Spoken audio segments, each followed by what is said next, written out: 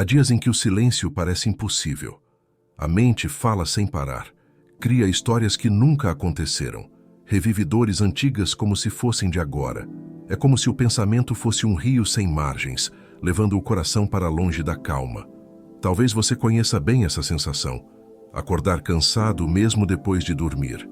Caminhar no meio das conquistas e ainda sentir um vazio quieto, quase invisível. É o peso de quem pensa demais, de quem sente demais, de quem tenta entender o que não precisa de explicação. O mundo moderno chama isso de ansiedade. A Bíblia chamou de inquietude da alma.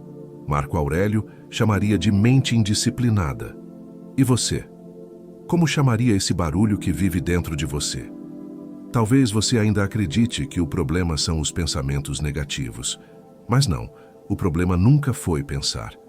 O problema é o apego ao que pensamos. A crença de que todo pensamento é verdade, que todo medo tem fundamento, que toda ideia sombria é um presságio. Assim como o homem pensa em seu coração, assim ele é. Essa antiga sabedoria do livro de Provérbios não fala de um pensamento passageiro, mas de um estado interior.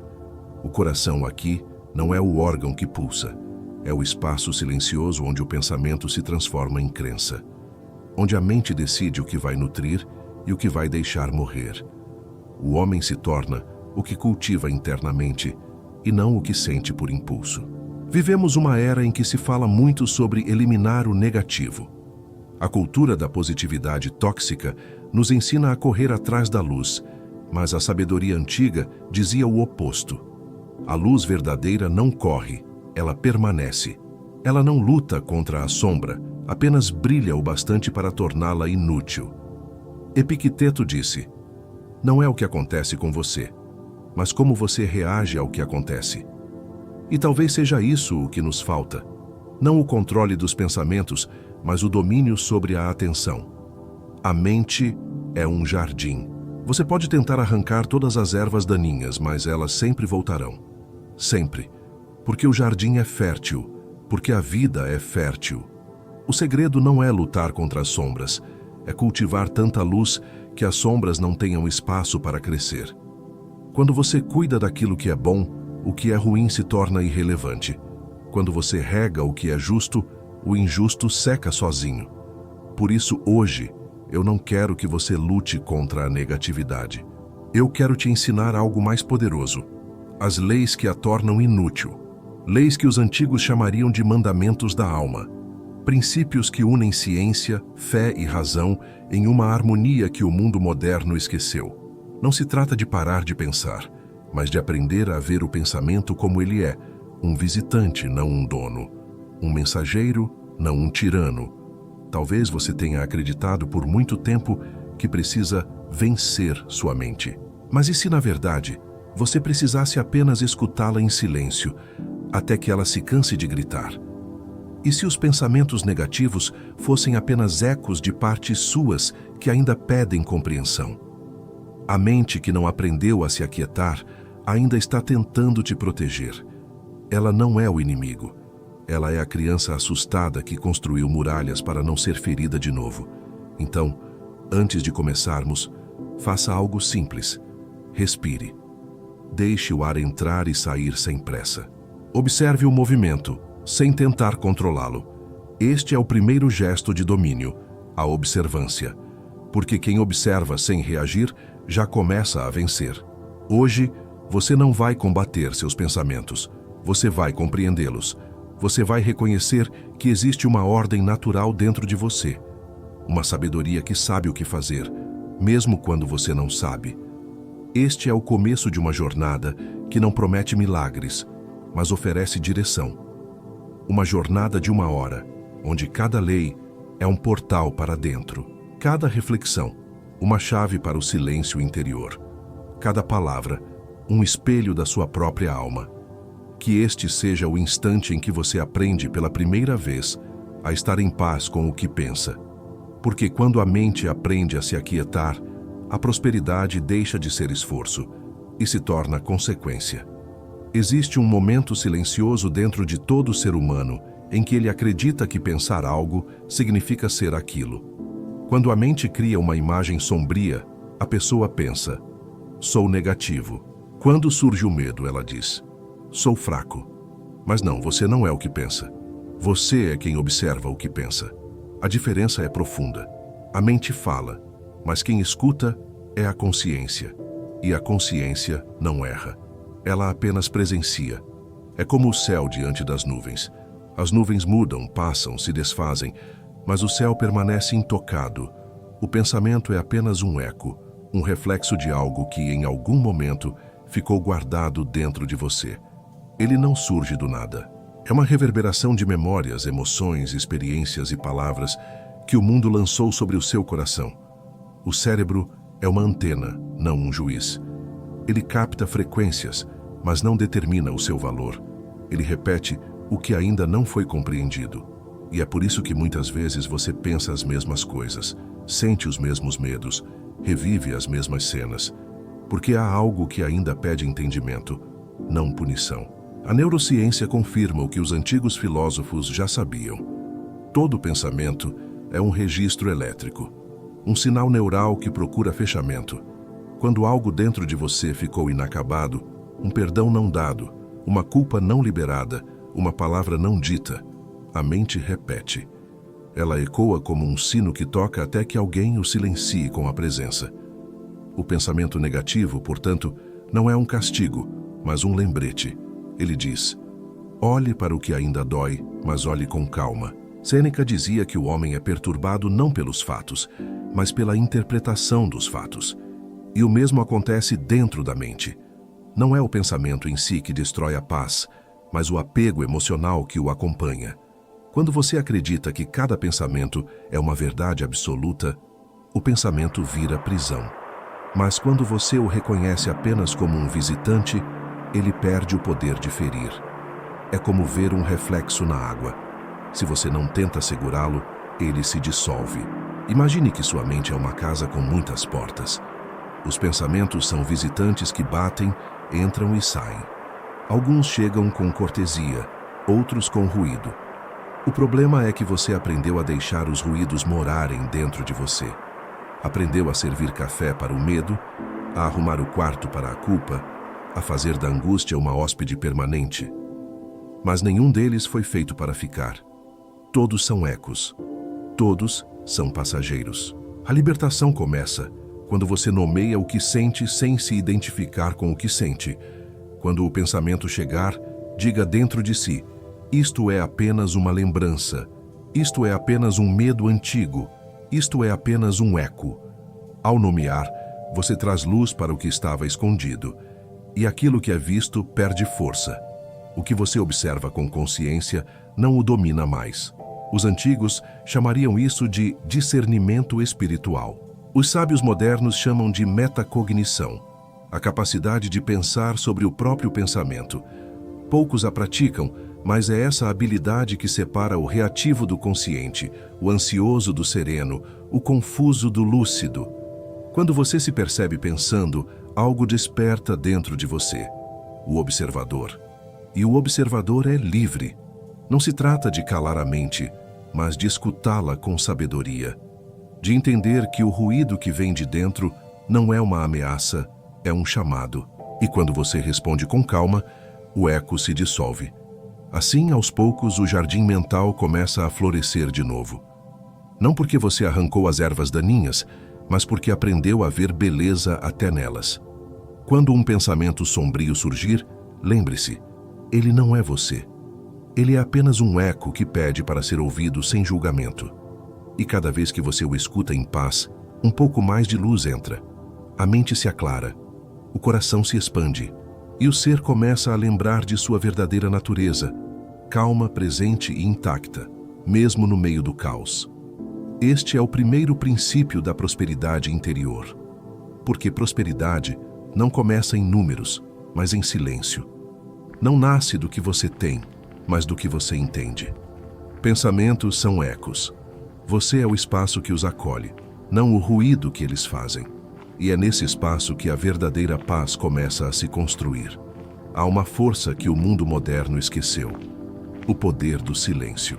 Não o silêncio imposto pela fraqueza, mas o silêncio escolhido pela sabedoria. A antiga escritura dizia: aquietai-vos e sabei que eu sou Deus. O silêncio é o altar onde a mente se reencontra com a verdade.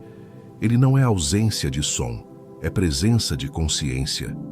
Quando o ser humano se cala por dentro, o coração volta a ouvir o que a pressa do mundo abafou.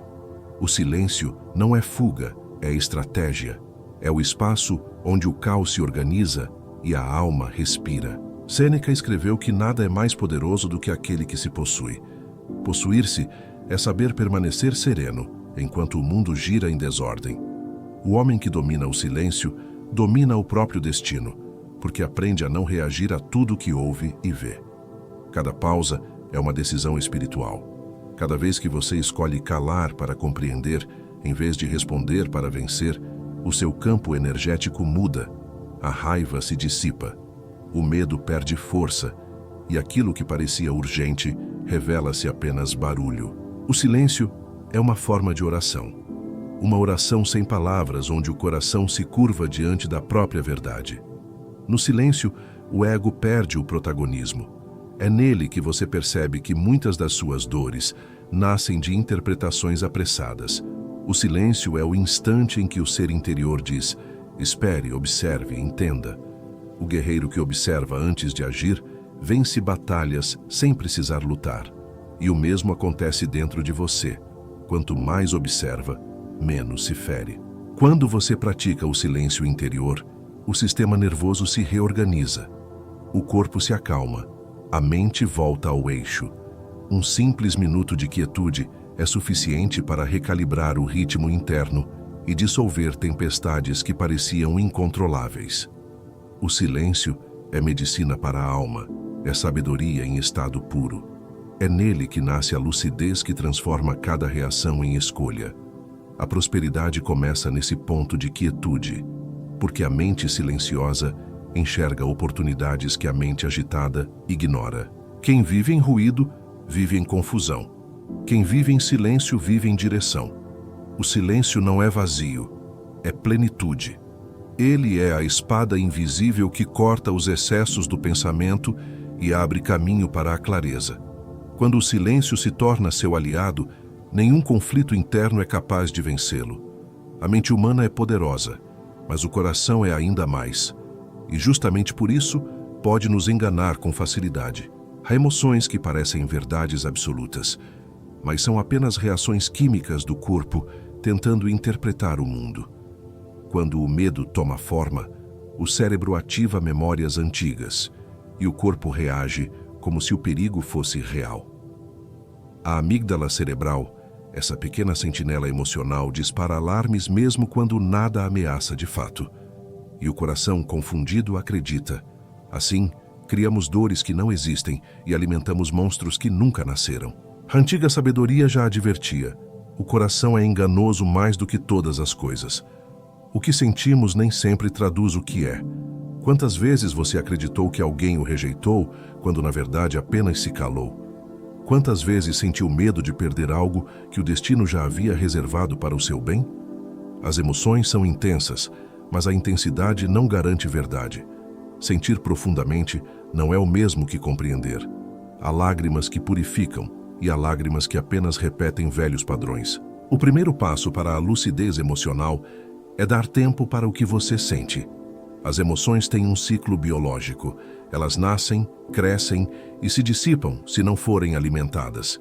Se você espera 1 minuto e meio antes de reagir, o corpo se reorganiza. O sangue volta a fluir de maneira serena. O pensamento ganha clareza. E o que parecia tempestade se revela apenas uma nuvem passageira. É nesse espaço de espera que nasce o discernimento. As antigas tradições chamavam isso de domínio do espírito sobre a carne. A psicologia moderna chama de autorregulação. Ambas falam da mesma força, a capacidade de observar o sentimento sem se afundar nele. Não se trata de negar o que se sente, mas de aprender a distinguir o que é real do que é reflexo, o que vem do presente, do que vem de memórias passadas. Assim, a mente se educa e o coração amadurece. A prosperidade emocional floresce quando você para de acreditar em tudo que sente e começa a compreender o que sente. Porque toda emoção é uma mensagem, não uma sentença. Quando você aprende a lê-la sem desespero, o medo se transforma em sabedoria, a dor se transforma em direção e o amor se torna calmo. O verdadeiro poder não está em sentir menos, mas em compreender mais. Há um tipo de sofrimento silencioso que nasce quando a mente fica ociosa. Quando o coração não tem propósito, o pensamento começa a inventar ruído. A mente fértil é como um campo pronto para o plantio. Se você não escolhe o que semear, o acaso lança ervas daninhas. É por isso que, muitas vezes, a negatividade cresce não por maldade, mas por falta de direção. Quando não há propósito, surge o tédio. E o tédio é o terreno perfeito para a culpa, a comparação e o medo criarem raízes. A neurociência explica que o cérebro busca constantemente estímulos de dopamina. Quando ela é mal administrada, através de excessos digitais, ansiedade ou falta de foco, a mente entra em hiperatividade. Ela tenta preencher o vazio com pensamentos repetitivos, preocupações e fantasias. Mas nada a satisfaz, porque o que ela busca não é distração, é significado. O que ela quer não é barulho, é sentido. E o sentido só nasce quando o coração encontra um caminho.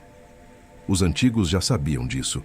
Por isso, trabalhavam o corpo e a alma com disciplina. O labor era oração. O silêncio era reflexão. O servir era meditação. Quando a vida tem ritmo, a mente se aquieta. Quando o corpo se move com intenção, a alma se enraiza. É como a água, parada, apodrece. Em movimento, purifica-se. O mesmo acontece com o pensamento. Quando ele se move em direção ao propósito, o ruído se transforma em fluxo. Transformar rotina em propósito é um ato de prosperidade, porque quando cada gesto ganha significado, a mente deixa de buscar o que falta e começa a cuidar do que existe. O simples ato de varrer a casa pode se tornar um exercício de presença. A respiração pode se tornar prece. O trabalho pode se tornar expressão. A vida deixa de ser uma sequência de tarefas e se transforma em prática espiritual. A mente vazia é campo fértil para o desespero, mas a mente que se ocupa com o essencial floresce em paz. Quando há movimento interno, não há espaço para o medo. Quando há direção, não há domínio da dúvida. A prosperidade é o resultado natural de uma mente ocupada com o que edifica, com o que faz sentido, com o que permanece. Porque a alma que encontrou o propósito nunca mais sente falta de nada. Existe uma força sutil no universo que os antigos compreendiam bem. Quanto mais você luta contra algo, mais energia você lhe oferece. A resistência cria laço. Quando você tenta empurrar um pensamento para longe, ele volta com mais força. Quando tenta esquecer uma dor, ela se intensifica. A mente humana tem esse paradoxo. Tudo o que você combate com raiva se torna parte de você. É como tentar apagar o fogo com mais fogo. Por isso, a verdadeira força não está em resistir, mas em compreender. Nas antigas escrituras está escrito: resisti ao diabo e ele fugirá de vós. Muitos interpretam essa frase como uma luta, mas a resistência ali não é confronto, é recusa de envolvimento.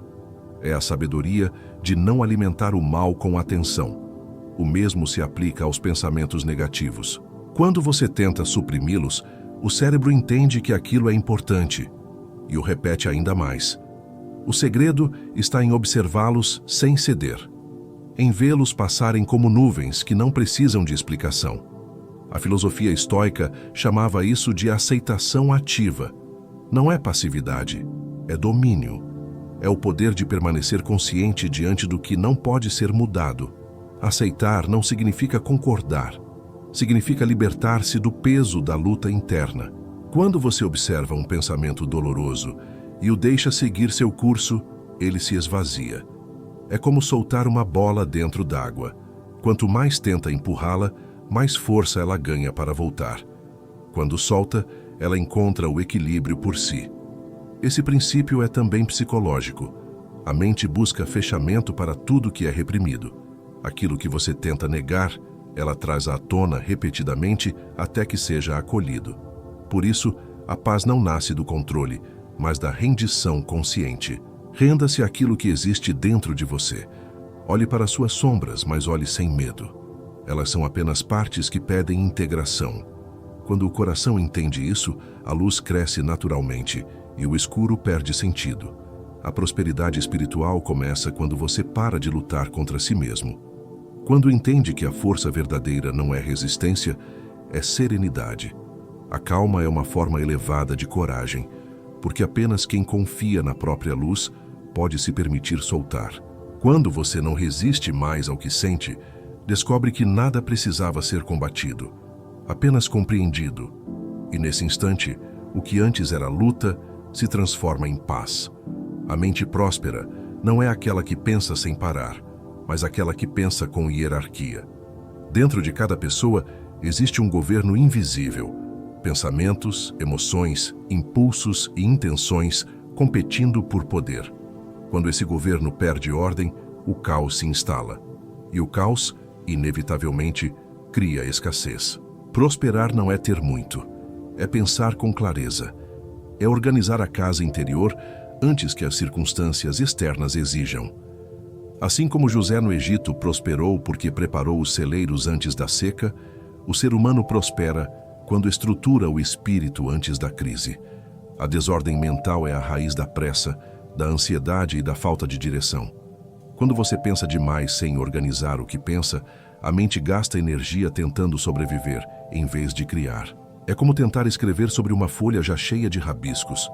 Não há espaço para o novo. A prosperidade exige espaço, exige clareza. Por isso, a ordem mental é um ato de fé. Fé de que, quando tudo dentro de você está em seu lugar, o universo responde com harmonia. A psicologia chama esse processo de previsão emocional. É a arte de pensar antes de sentir. Quando você se antecipa emocionalmente, evita tempestades desnecessárias. Isso não é frieza, é sabedoria. O ser humano que planeja com calma suas respostas evita arrependimentos. Porque quem entende as próprias emoções antes que elas o dominem, governa seu destino. É o mesmo princípio que Marco Aurélio usava para manter-se sereno em meio à guerra. Pensar com disciplina para sentir com liberdade. A mente ordenada vê a vida como um mapa. Sabe onde há escassez e onde há abundância. Não desperdiça energia com o que não pode controlar, nem alimenta pensamentos que não servem ao propósito. O simples ato de escrever o que sente, o que deseja e o que teme, é uma forma de organizar o invisível. É como limpar um espelho empoeirado.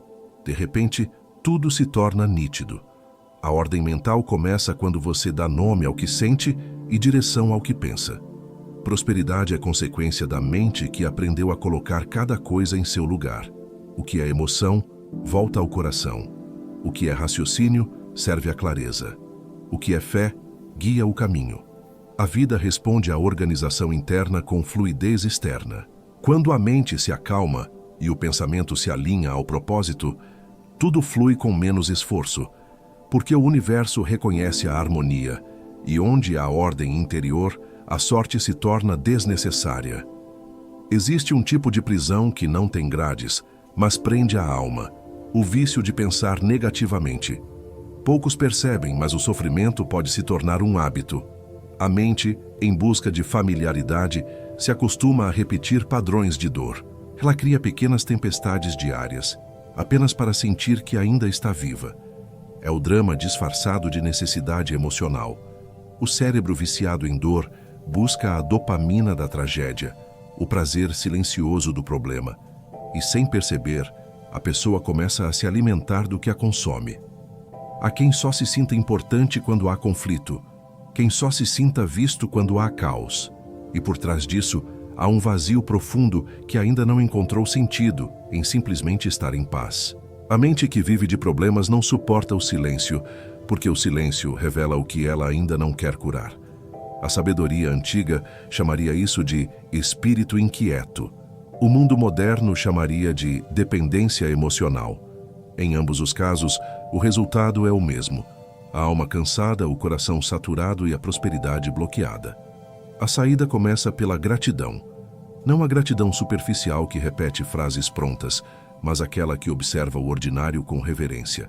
Quando você aprende a reconhecer o pão de cada dia, o cérebro começa a se reeducar.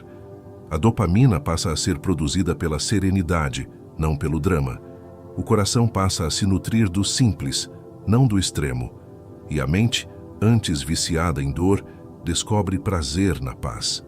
Gratidão é antídoto. Ela transforma o olhar e desativa o impulso de sofrer. A Bíblia sempre ensinou que o pão cotidiano é suficiente.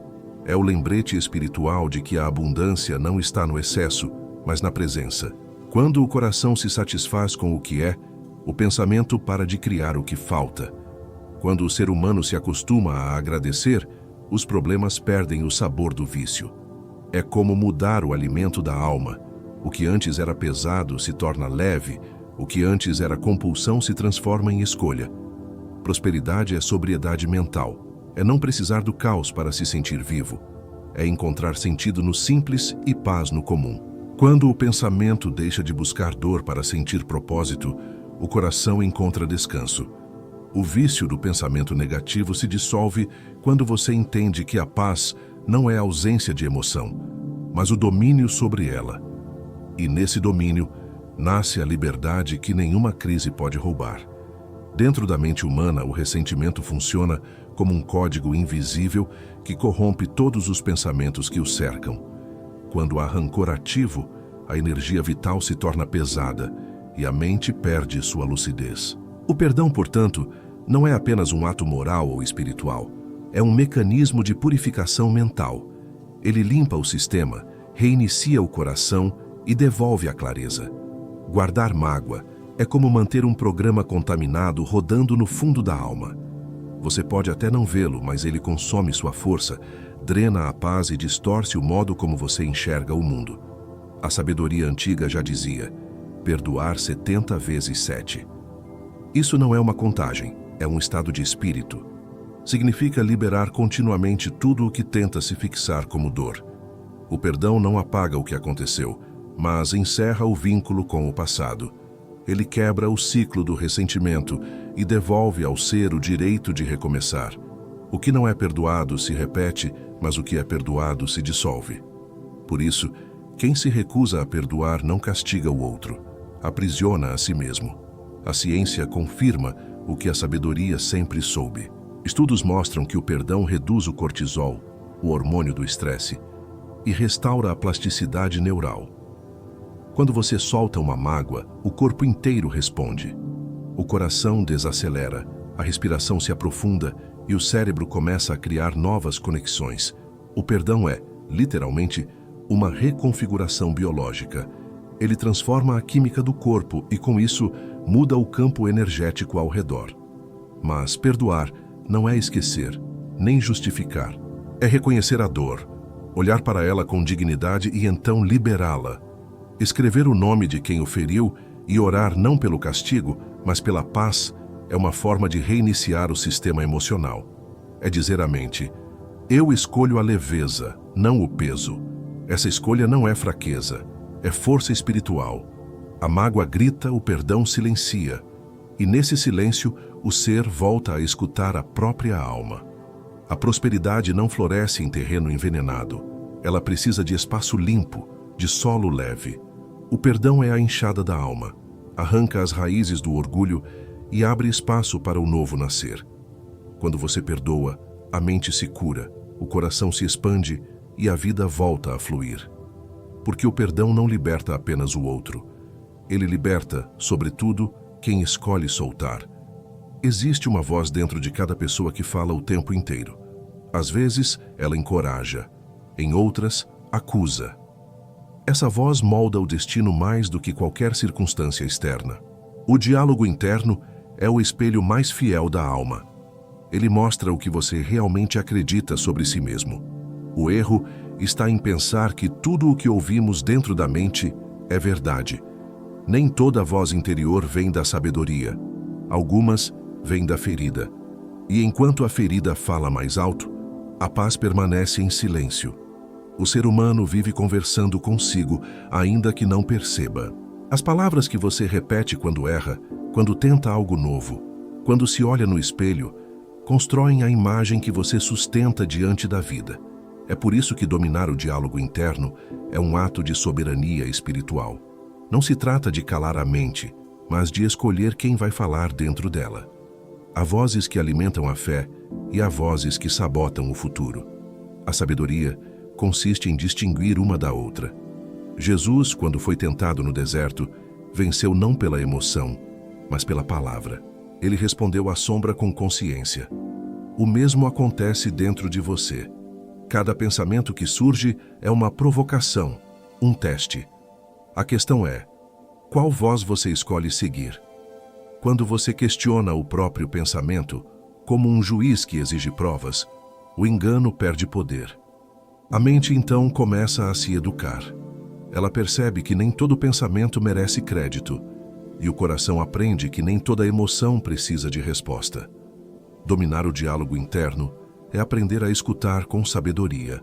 É perceber quando a mente fala por medo e quando fala por amor. É interromper o ciclo de autocrítica e transformá-lo em autocompreensão. A mente, quando educada com ternura, torna-se aliada.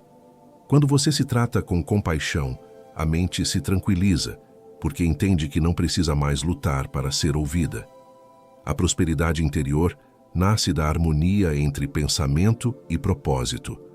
Quando o diálogo interno se alinha à verdade da alma, a energia deixa de se dispersar.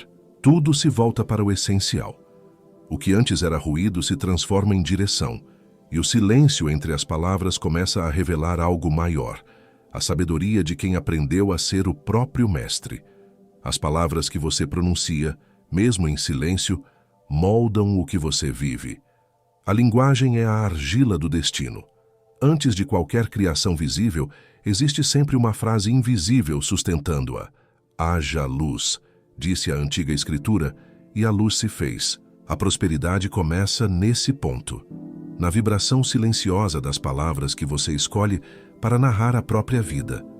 O que você diz sobre si mesmo, o que diz sobre o tempo, sobre os outros e sobre o futuro, determina o campo onde suas ações florescerão. A mente humana acredita no que repete. Quando você diz constantemente "eu não posso", o cérebro cria padrões de limitação e fecha as portas da percepção. Quando muda para "ainda não aprendi", o mesmo cérebro entende que existe um caminho e passa a buscar soluções. A linguagem não apenas expressa o pensamento, ela o educa. Cada palavra carrega uma semente, e o solo onde ela cai é o coração. O que você planta repetindo, você colhe vivendo. A prosperidade verdadeira exige coerência verbal. Não é possível pedir luz e falar trevas.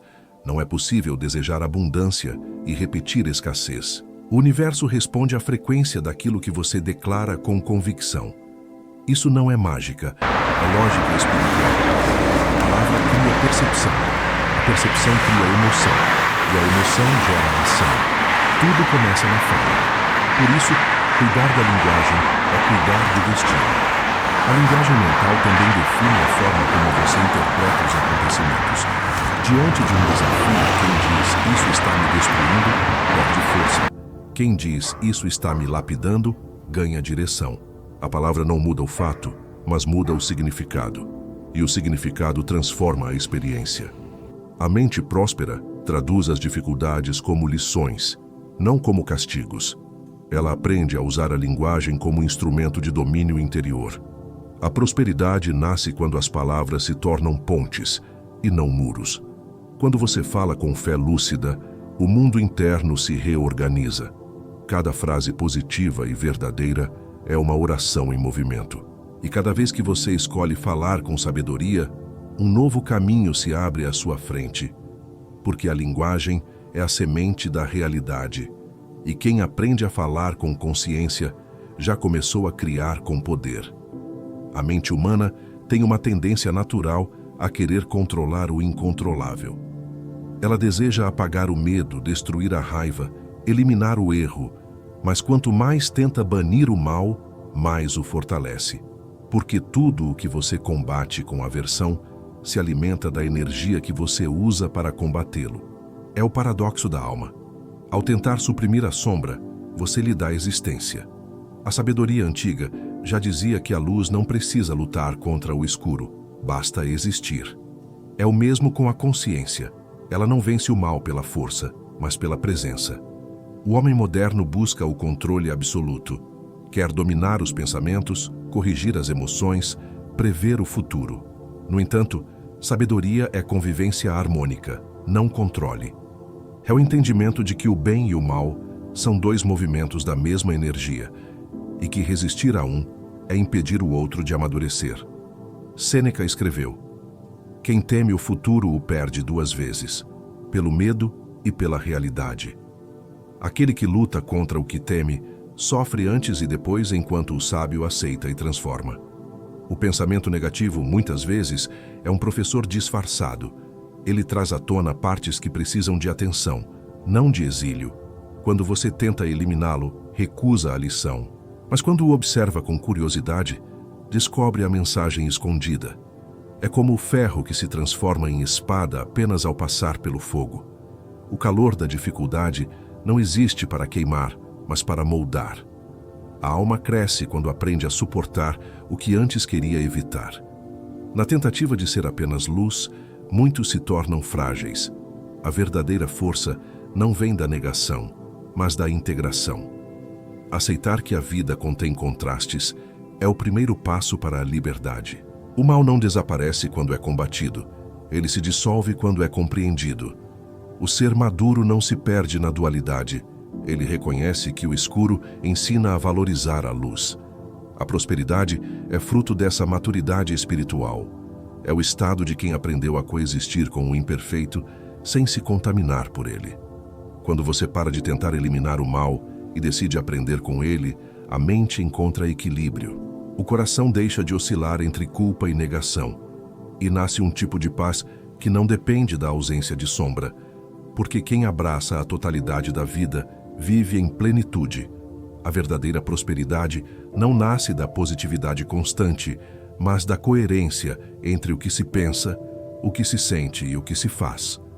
A mente incoerente diz uma coisa, o coração sente outra, e as ações seguem em direções opostas. Esse desalinhamento cria ruído, cansaço e fragmentação interior. O ser humano que vive dividido em si mesmo não encontra força para avançar, porque parte da sua energia está sempre lutando contra outra parte. Coerência é harmonia. É quando o interior e o exterior se tornam uma única voz. As antigas tradições espirituais chamavam isso de integridade da alma. É o estado de unidade em que o pensamento não contradiz o sentimento e o sentimento não contradiz a ação. Quando há coerência, há poder, porque a energia interior, antes dispersa, se concentra. A mente deixa de criar conflito e passa a gerar direção. A emoção deixa de reagir e começa a sustentar. E a ação se torna uma extensão natural do que é verdadeiro. Nesse ponto, a prosperidade deixa de ser busca e se torna consequência. Neemias, na antiga história, reconstruiu os muros de Jerusalém em silêncio, mas com propósito. Essa é a imagem perfeita da coerência. Agir sem ruído, mover-se sem pressa, construir sem precisar provar. A oração verdadeira não está apenas nas palavras ditas, mas nos gestos que confirmam o que o coração declara. Essa prática pode ser chamada de oração com movimento, o ato de viver de acordo com a fé que se professa, mesmo quando ninguém observa. A coerência emocional é também medicina para o corpo. Quando o que se sente e o que se faz estão em harmonia, o sistema nervoso se equilibra. O corpo entende que está seguro e a mente se aquieta. É por isso que o homem coerente raramente é dominado pelo medo. Ele não vive em contradição interna. A clareza de propósito cura a ansiedade, e a verdade vivida elimina o conflito que o pensamento criou. Ser coerente é ser inteiro. E quem é inteiro não precisa de máscaras nem de promessas, nem de esforço para convencer. A coerência é silenciosa, mas irresistível. É o estado de presença de quem aprendeu a viver em verdade. Quando o pensamento, emoção e ação caminham juntos, a mente se torna santuário. E o santuário da mente é o berço da prosperidade, porque a abundância não é quantidade, é alinhamento. O pensamento foi criado para servir, não para governar.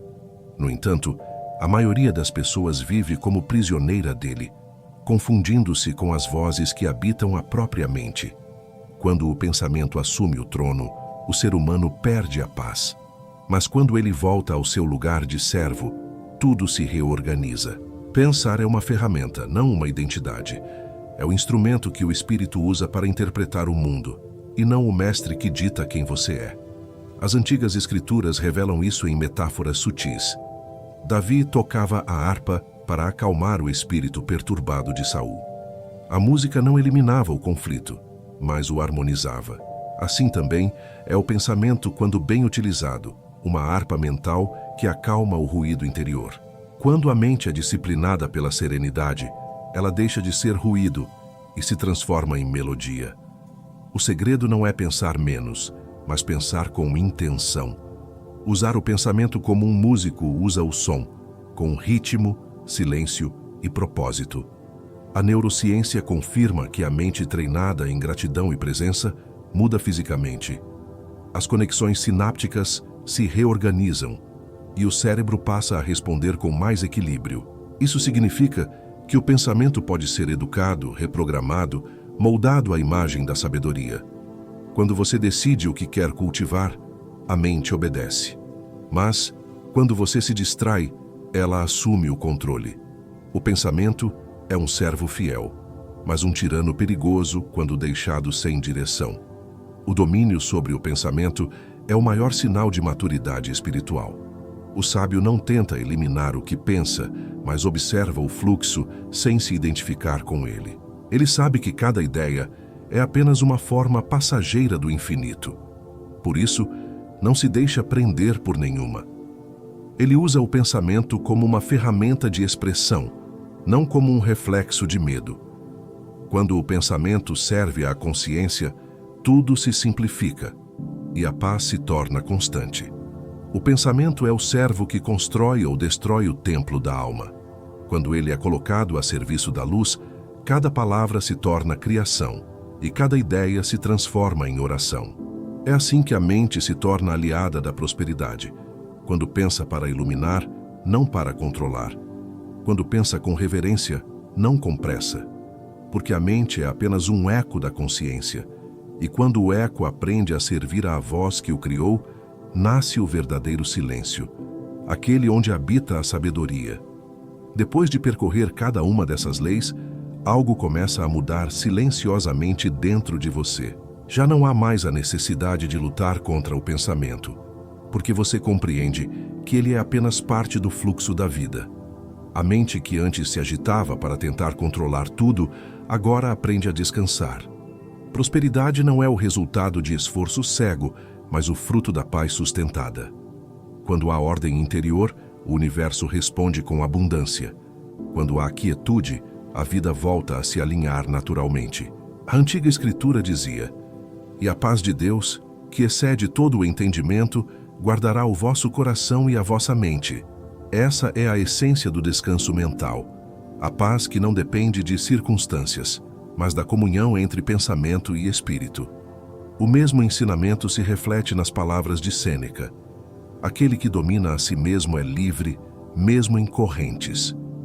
A liberdade interior é a maior forma de prosperidade, porque o mundo pode mudar, mas o ser permanece em equilíbrio. Agora tudo o que foi aprendido se transforma em prática. Não há urgência nem cobrança, apenas um convite sereno.